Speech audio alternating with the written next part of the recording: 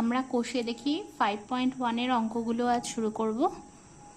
আগের দিন আমরা সমস্ত ফর্মুলাগুলো আমরা সব দেখেছি, কাকে সমানুপাত বলে, বই সমানুপাত, লঘু অনুপাত, গুরু অনুপাত সমস্তটাই দেখেছি। আজকে সেগুলোকে অঙ্কের মাধ্যমে আমরা সলভ করব। প্রথম অঙ্ক কি বলেছে দেখো। প্রথম অঙ্ক বলেছে নিচে রাশিগুলি অনুপাতে প্রকাশ করি ও অনুপাতগুলি সাম্যানুপাত, লঘু অনুপাত না গুরু অনুপাত বুঝে লিখি।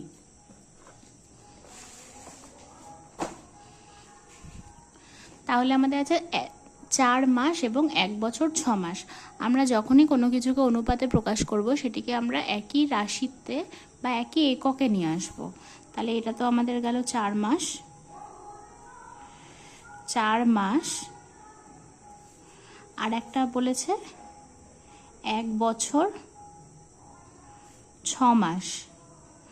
তাহলে 1 বছর মানে 12 মাস, 1 × 12 + 6, 12 + 6 মানে 18 মাস। তাহলে আমাদের 4 মাস আর 18 মাসের অনুপাত বার করতে হবে, 4:18। এটাকে লঘু করে নিই আরেকটু, 2:9। তাহলে এটা কি ধরনের অনুপাত? এটা যেহেতু দুটো রাশি আলাদা, তাহলে অবশ্যই এটা বৈষম্যানুপাত। তাহলে এইটা হবে বৈষম্যানুপাত, বৈষম্যানুপাত। আর একটা হচ্ছে লঘু না গুরু। যেহেতু পূর্বপত্রী ছোট এবং উত্তরপত্রী বড়, তাই এটি লঘু অনুপাত।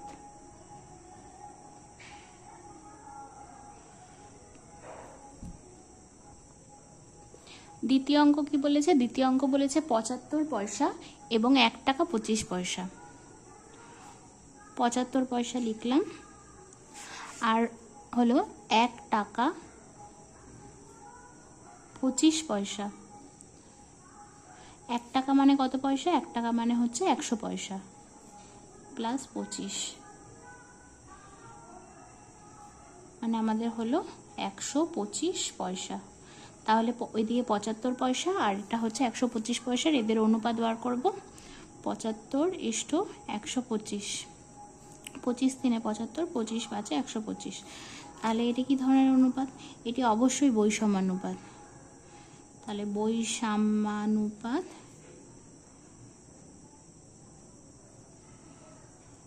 আর একটা হচ্ছে যেহেতু প্রথমটি ছোট, তাই এটি লঘু অনুপাত।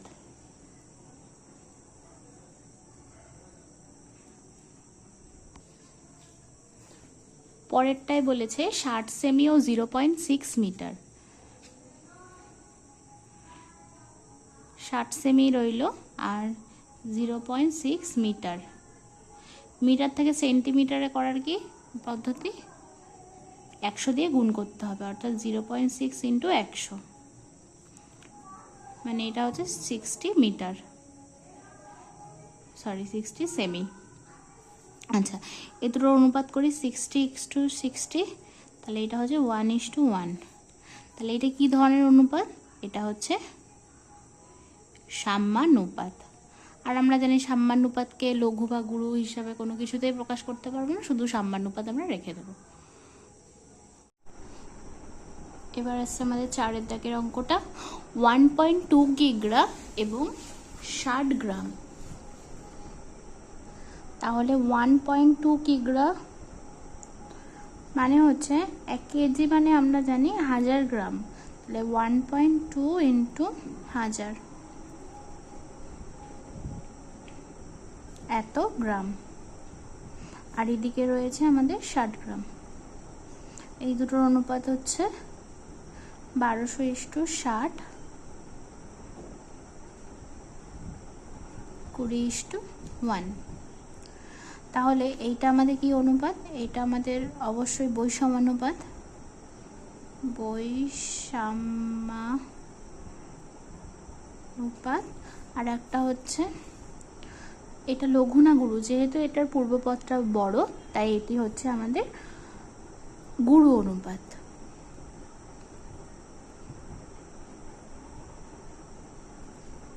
এতটুকু সবার ক্লিয়ার অবশ্যই হয়েছে। এরপরে আমরা পরের অঙ্কগুলোতে যাচ্ছি। পরের অঙ্কটা 2-এর 1-এর অঙ্কটা কি বলেছে দেখো। 2-এর 1-এর অঙ্কটা বলেছে পি কিগ্রা ও কিউ গ্রামের অনুপাত লেখো।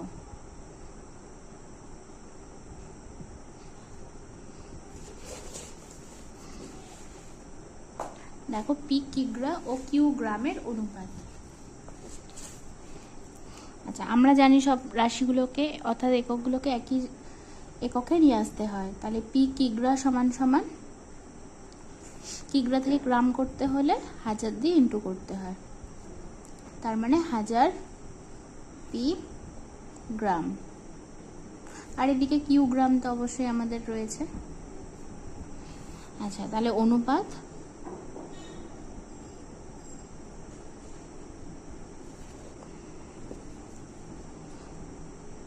হাজার পি ইস্টু কিউ।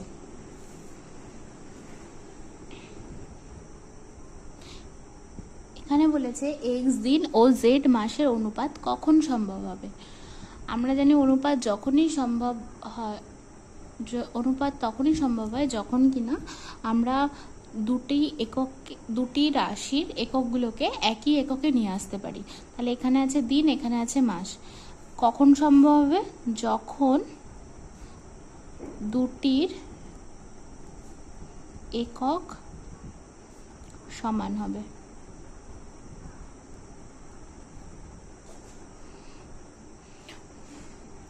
পরের অঙ্কতে বলেছে একটি অনুপাত ও তার ব্যস্ত অনুপাতের মিশ্র অনুপাত কি হবে। ধরি একটা অনুপাত এ ইস্টু বি। আচ্ছা, এ ইস্টু বি আমি এ ইস্টু বি। আচ্ছা, এর তাহলে ব্যস্ত অনুপাত কত হবে? B is to A. আর তাহলে এদের মিশ্র অনুপাত কত হবে?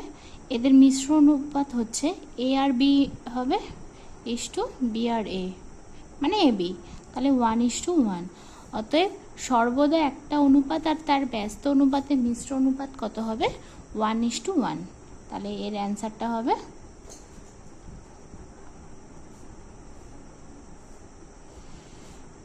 1:1। এটাই অ্যান্সার।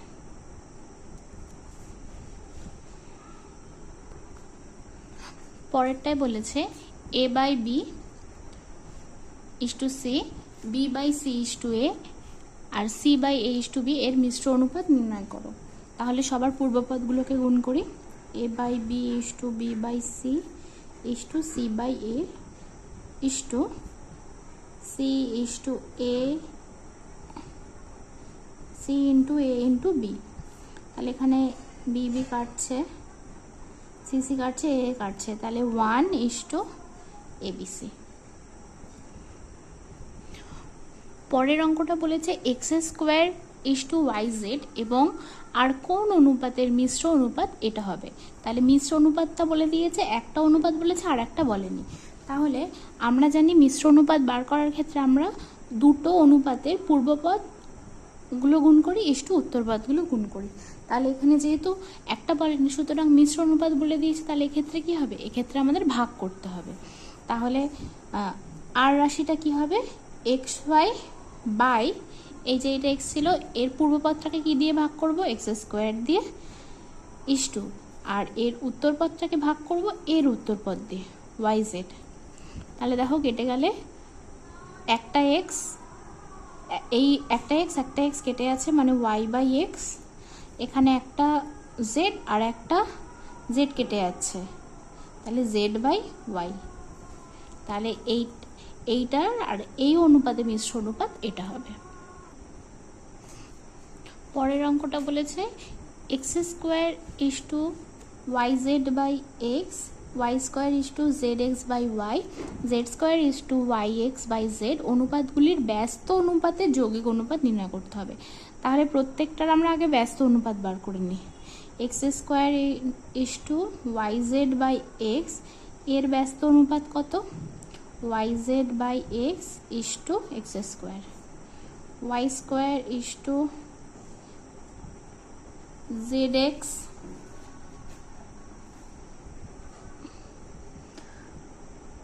বাই ওয়াই, এর ব্যস্ত অনুপাত z x by y is to y square. R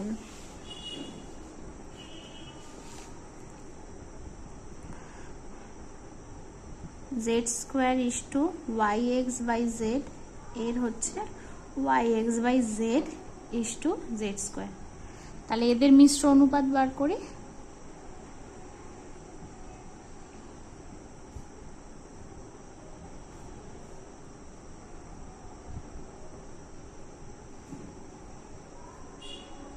yz by x into zx by y into yx by z is to x square y square z square, y cancel, z cancel, x cancel, x cancel।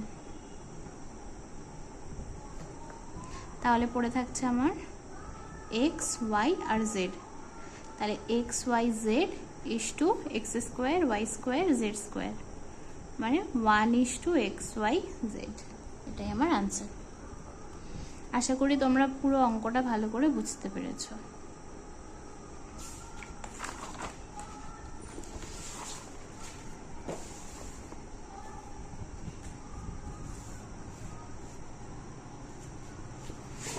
এর পরবর্তীতে আমাদের বলেছে নিম্নলিখিত মিশ্র অনুপাত বা যৌগিক অনুপাত নির্ণয় করি। এদের মিশ্র বা যৌগিক অনুপাত নির্ণয় করি।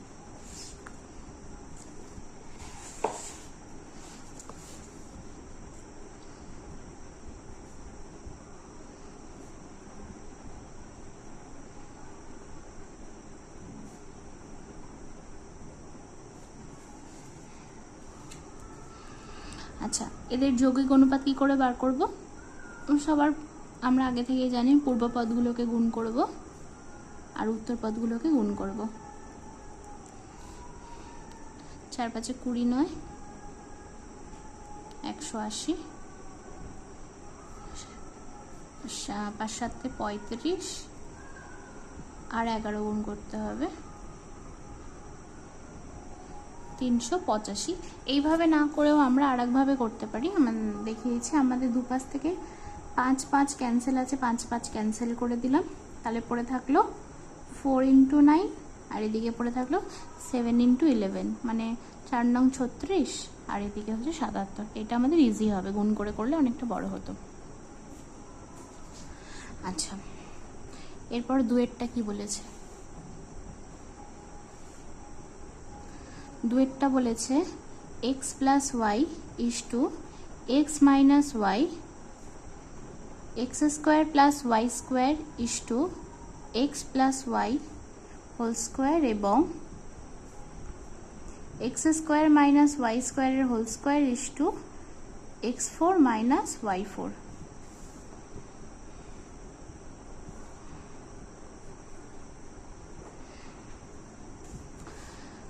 যৌগিক অনুপাত বার করি। x plus y into x square plus y square into x square minus y square এর whole square is to x minus y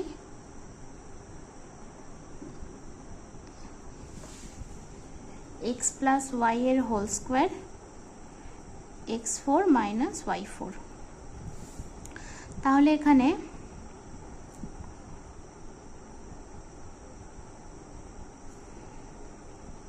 x plus y x square plus y square, এটাকে আমরা যদি দুভাগে লিখি x square minus y square, x square minus y square, x minus y, x plus y,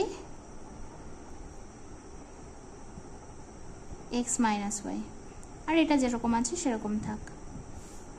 তাহলে দেখো এখানে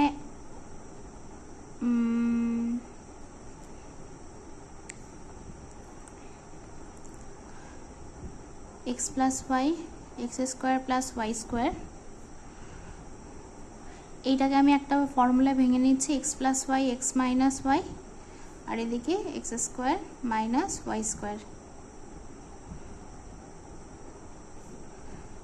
x plus y x plus, sorry এটা minus হবে,